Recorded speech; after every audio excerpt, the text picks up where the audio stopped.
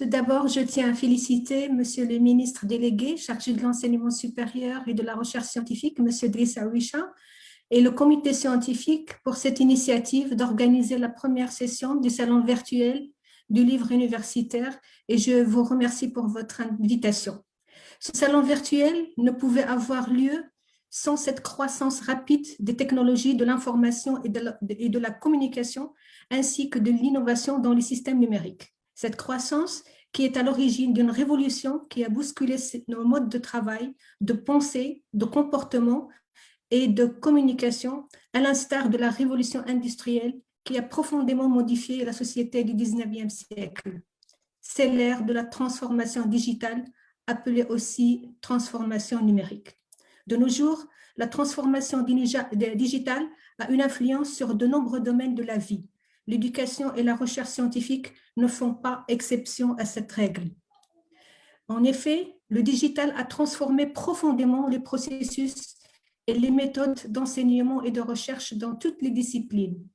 Il est utilisé par les chercheurs afin de faire progresser leurs travaux de recherche d'une manière efficace, efficiente et créative. Il a transformé les méthodes et les pratiques de recherche. Il a favorisé l'émergence de nouvelles solutions, de nouveaux systèmes et procédés de traitement, de stockage, de sécurisation et d'accès aux données de recherche. Il a permis l'apparition de nouveaux domaines de recherche.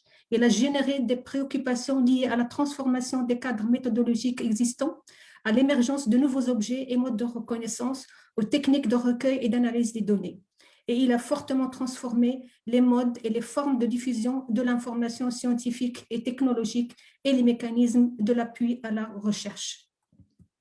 En parlant de l'appui à la recherche, qui est une des missions principales du Centre national pour la recherche scientifique et technique, je vais vous exposer comment nous avons intégré pleinement les technologies digitales dans l'ensemble de nos activités dans le but de renforcer notre performance et satisfaire nos usagers, principalement la communauté des scientifiques.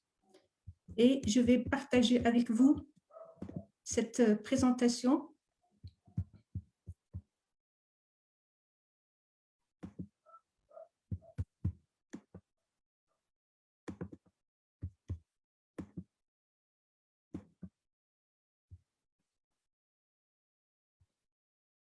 D'abord, le CNRST.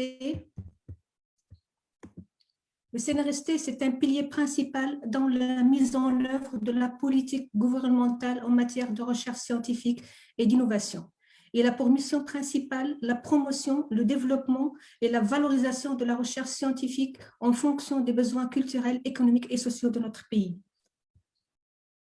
Le CNRST est au cœur du système national de la recherche et de l'innovation et il collabore avec les départements ministériels, avec les universités, les établissements de recherche et bien sûr, il est sous tutelle du ministère de l'Éducation nationale, de la formation professionnelle, de l'enseignement supérieur et de la recherche scientifique. Le CNRST est chargé de mettre en œuvre des programmes de recherche et de développement technologique, procéder à l'évaluation et assurer le suivi de toutes les activités de recherche ou de services, contribuer à la diffusion de l'information scientifique et technique, à la publication des travaux de recherche et d'assurer des activités de veille technologique. Il est chargé d'apporter son concours au renforcement de l'infrastructure nationale de recherche, effectuer des prestations de services au profit des opérateurs de recherche et contribuer à la valorisation et au transfert des résultats de la recherche, et enfin renforcer la visibilité et la qualité de la recherche nationale.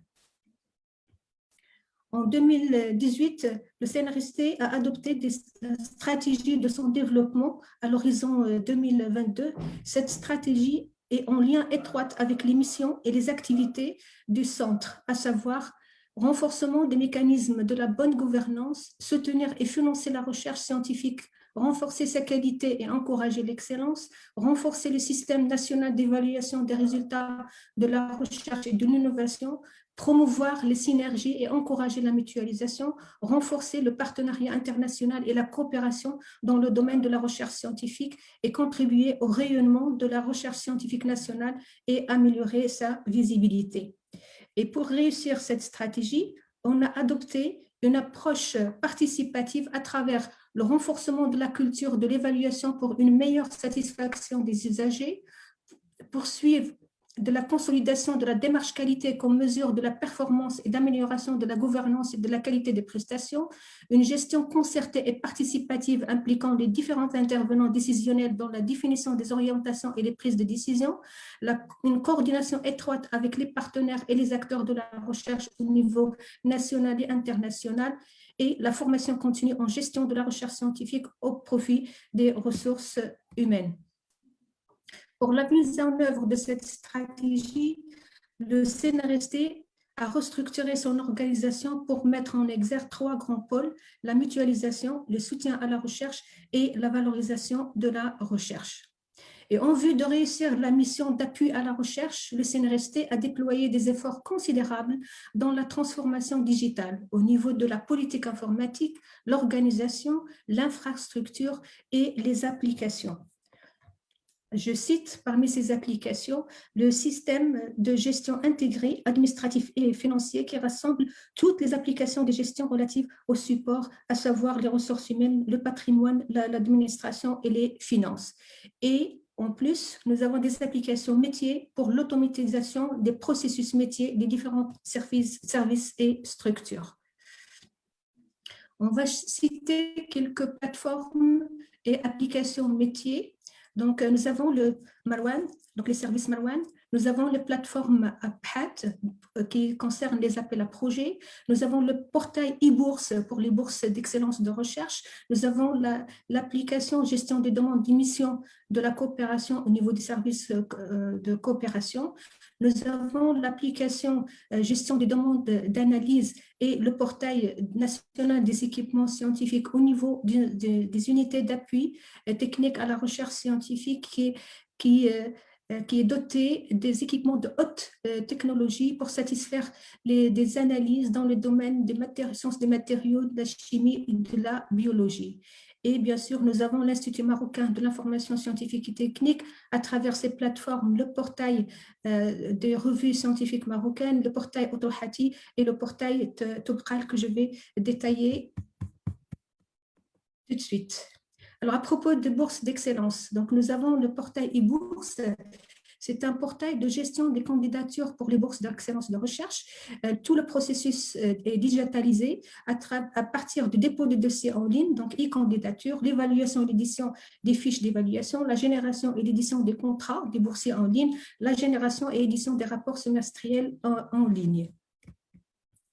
Nous avons aussi donc, le portail de gestion des demandes d'émission dans le cadre de la coopération internationale qui a démarré en 2016 et dont les bénéficiaires sont les participants dans les programmes de recherche bilatéraux.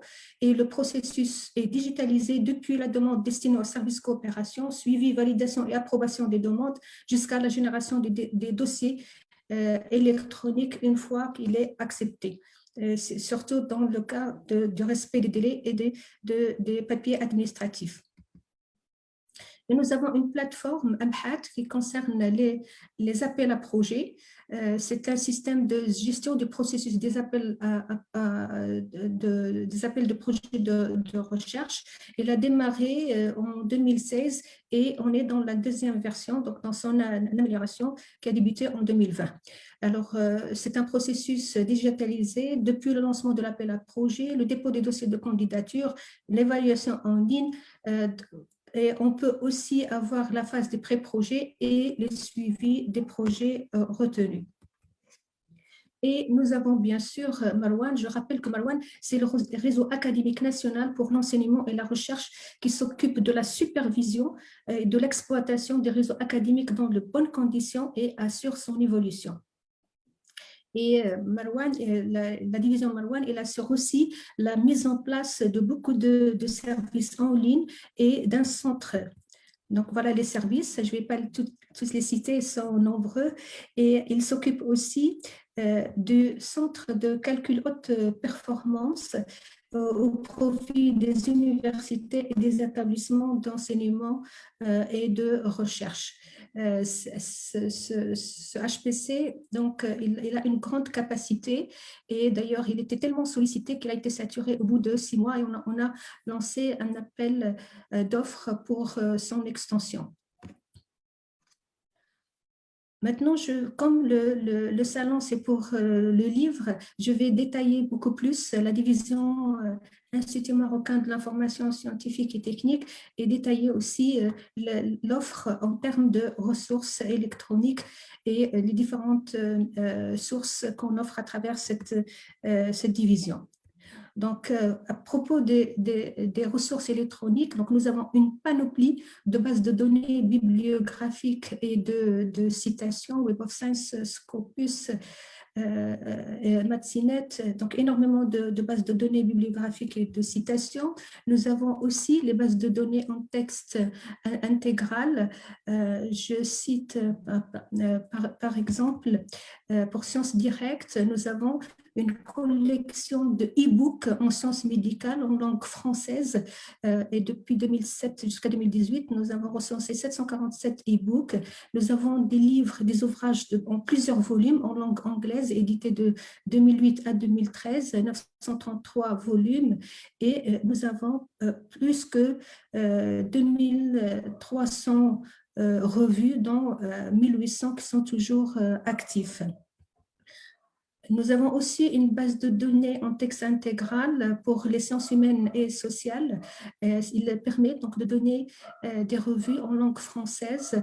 On est maintenant à 535 revues et aussi nous avons 2500 e-books en sciences humaines et sociales en langue française. Nous avons aussi la base de données Gistor qui donne aussi donc, les données en texte intégral. Nous avons 6300 e-books, 4000 revues, tous domaines confondus, et nous avons des revues et des collections des sites historiques et archéologiques africains. À propos de l'accès à distance, donc les e-ressources, nous avons donc, grâce à la digitalisation, tous nos services sont possibles à distance. Donc, toute la panoplie de bases de données que j'ai citées ont un accès à distance. Il suffit que l'enseignant-chercheur ou le doctorant ait une adresse mail institutionnelle. Donc, pour le moment, nous avons 11 universités nationales qui profitent de ces ressources. Nous avons un nombre global de comptes créés, plus de 110 200, un nombre de comptes créés seulement en 2020, 1061. Nous sommes visités par 212 699 visiteurs et le nombre d'étudiants, et donc les étudiants, ce sont les doctorants et les enseignants-chercheurs ayant utilisé notre plateforme, il est un peu plus de 3000 étudiants et chercheurs. Nous offrons aussi, grâce à la digitalisation, une solution anti-plagiat, un logiciel anti-plagiat, c'est la solution Urkund. Alors, Urkund, notre public cible, ce sont les enseignants des universités publiques marocaines et le doctorant à partir de la deuxième année. L'objectif de cette solution anti-plagiat, c'est améliorer la qualité des travaux de recherche et le contenu de la production scientifique marocaine, détecter les similitudes dans les travaux de recherche scientifique et essayer de les éviter, garantir la paternité sur les travaux de recherche. Le CNRST s'engage à créer les comptes anti-plagiat, assister à l'utilisation d'Urkund. D'ailleurs, on offre aussi des formations en ligne sur l'utilisation d'Urkund. D'ailleurs, le lundi 26, il y aura des formations sur cette solution. Et bien sûr, on s'engage aussi sur la résolution de tous les problèmes techniques et éditer des rapports et des statistiques relatifs à l'utilisation de cette solution. D'ailleurs, quelques chiffres, le nombre de comptes créés hors compte en 2020, il est de 4758 comptes, donc partagés entre les enseignants-chercheurs et les doctorants, et le nombre de documents qui ont été soumis pour analyse en 2020, il est de 21 530. Donc, ça veut dire que cette solution est très, très convoitée par les enseignants-chercheurs et les doctorants. D'ailleurs, son point fort, c'est qu'il permet de ne pas tomber dans le plagiat parce qu'on corrige au fur et à mesure de la rédaction de nos articles, de nos travaux de recherche. À chaque fois, on le fait passer dans le pour-compte pour éviter de tomber dans le plagiat. On offre aussi le catalogue national des thèses en cours Otorohati. Alors, Otorohati, c'est une plateforme qui permet le signalement des thèses de doctorat en cours de préparation dans le centre d'études doctorales marocain. À ce jour, elle contient plus de 31 000 sujets de thèse. Alors, quel est l'objectif de cette plateforme? Eh bien, les objectifs sont nombreux. D'abord, favoriser la collaboration et la communication entre les chercheurs, c'est-à-dire avant qu'un chercheur propose un sujet de thèse, normalement, il doit consulter cette plateforme pour voir est-ce que son sujet de thèse est déjà traité dans une université. Donc ça, c'est un point qui est très positif. Il permet aussi de renforcer la visibilité sur l'état de la recherche doctorale marocaine et identifier les sujets d'intérêt. Il valorise la recherche scientifique dans les différentes universités. Il permet d'accéder aux données sur les sujets de recherche pour une meilleure efficience de l'effort de la recherche. Quelques statistiques sur cette plateforme Otorohati. Nous avons plus que 31 000 thèses qui sont préparées, donc en cours, à travers les 12 universités. Donc, presque toutes les universités publiques soumettent des sujets de thèse sur cette plateforme. Nous sommes visités par presque plus que 100 pays étrangers. Et nous avons enregistré 11 000 visites cette année. Bien sûr, l'enrichissement de Otorohati dépend en premier lieu de l'engagement des centres d'études doctorales, parce que c'est à partir du CEDOC que Otorohati est alimenté. Et donc, il faut qu'il y ait une alimentation régulière pour que notre plateforme soit exhaustive. Et puis aussi, il faut que les CEDOC s'engagent à modifier ou retirer le sujet de recherche une fois la thèse est soutenue. Nous avons aussi le catalogue national des thèses et mémoires, Toubkal. Alors, Toubkal, il a été lancé dans le cadre d'une politique gouvernementale visant la promotion et le développement de la recherche scientifique. Il est le résultat d'une collaboration entre le CNRST à travers l'Institut marocain d'information scientifique et technique, entre les établissements d'enseignement supérieur et de recherche et entre les chercheurs marocains. L'objectif est de centraliser les thèses soutenues au Maroc dans une plateforme unique et mutualiser les efforts dans ce sens, promouvoir et rendre visible une partie importante de la recherche scientifique nationale, faciliter l'accès à l'information scientifique et technique nationale en faveur des chercheurs nationaux et internationaux, protéger le patrimoine scientifique national par la paternité, favorisée par la mise en ligne. Quelques chiffres. Nous avons plus que 12 000 thèses intégrées et plus que 1800 thèses en texte intégral. Notre communauté, c'est toujours les 12 universités publiques et nous sommes visités par 200 pays, un petit peu plus que 200 pays, et nous avons plusieurs milliers de téléchargements. Et puis, je vais vous parler du portail de revues scientifiques marocaines, qui est le premier portail électronique au niveau national, le PRSM. Alors, le PRSM, dans le cadre de la valorisation de la diffusion de la production scientifique marocaine, l'IMIST a lancé ce projet édition électronique des revues scientifiques marocaines. Ce projet consiste à prendre en charge le processus de mise en ligne des revues scientifiques, qu'ils soient nouvelles ou déjà existantes et qui sont éditées par les chercheurs marocains et l'archivage de leur contenu. L'objectif principal, c'est rendre cette production scientifique visible et accessible à l'échelle nationale et internationale. Et donc, l'objectif de ce portail, c'est remédier à la situation d'invisibilité et d'éparpillement de revues savantes marocaines, surtout les revues dans les domaines des sciences humaines et sociales, participer au rayonnement de la recherche scientifique marocaine, tant au niveau national qu'international, répondre aux besoins d'utilisateurs réels et potentiels, que ce soit les chercheurs, enseignants, doctorants, décideurs, élaborer un système d'édition, de diffusion et de partage de l'information scientifique, accompagner les éditeurs des revues adhérentes dans le processus d'indexation d'OAJ, Google Scholar et Web of Science. Je rappelle que toutes les revues qui sont hébergées sont indexées Google Scholar.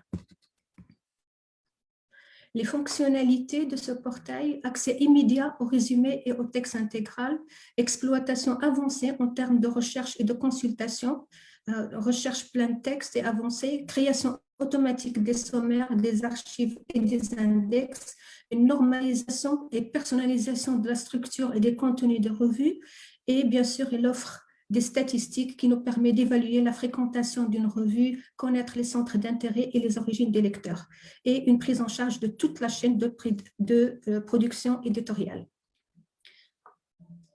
Notre portail compte plus que 115 revues hébergées, développées et hébergées, plus que 400 revues signalées. Il recense 98 revues en sciences humaines et sociales. Nous citons 432 000 visites à partir de visiteurs aussi, de plus que 190 pays. Et nous avons, donc depuis le lancement de ce portail jusqu'à maintenant, plus que 630 000 téléchargements. Rien qu'en 2021, nous avons 136 983 téléchargements en texte intégral, ce qui témoigne du succès de ce portail. Concernant l'indexation, donc nous avons 28 revues qui sont indexées dans le DOAJ, 6 revues dans Web of Science et 4 revues dans Scopus. Parmi les revues indexées dans DOAJ, nous avons 15 revues sciences humaines et sociales. Donc ici, c'est la liste des revues en sciences humaines et sociales qui sont en nombre de 98 et dont quelques-unes qui sont indexées.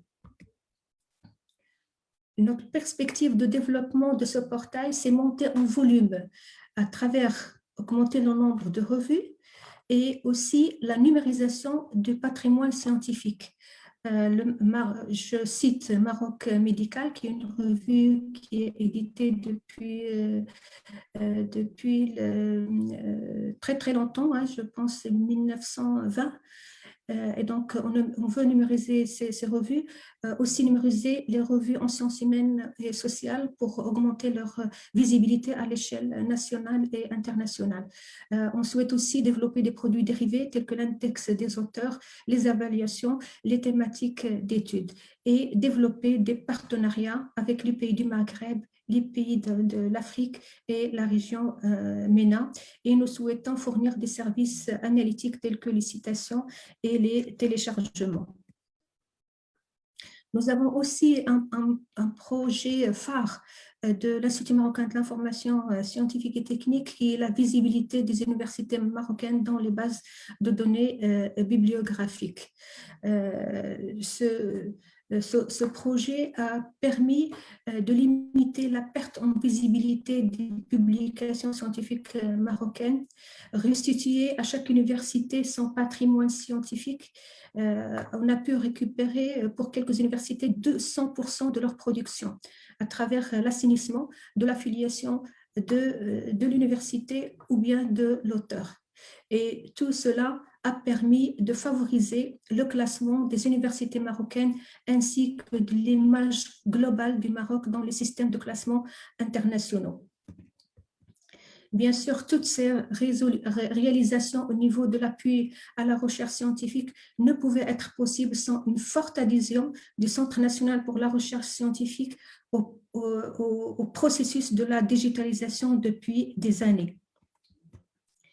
Et pour terminer, je dois dire que faire de la digitalisation un levier d'une transformation globale du Centre national pour la recherche scientifique et technique et servir la recherche nationale face aux défis contemporains nécessite des efforts considérables et continus, notamment fournir une continuité de services permanents et un accès sans faille à des plateformes riches en contenu et en services, ce qui nécessite des infrastructures performantes et coûteuses, ouverte, robuste, sécurisée et dotée de fortes capacités de stockage et de calcul.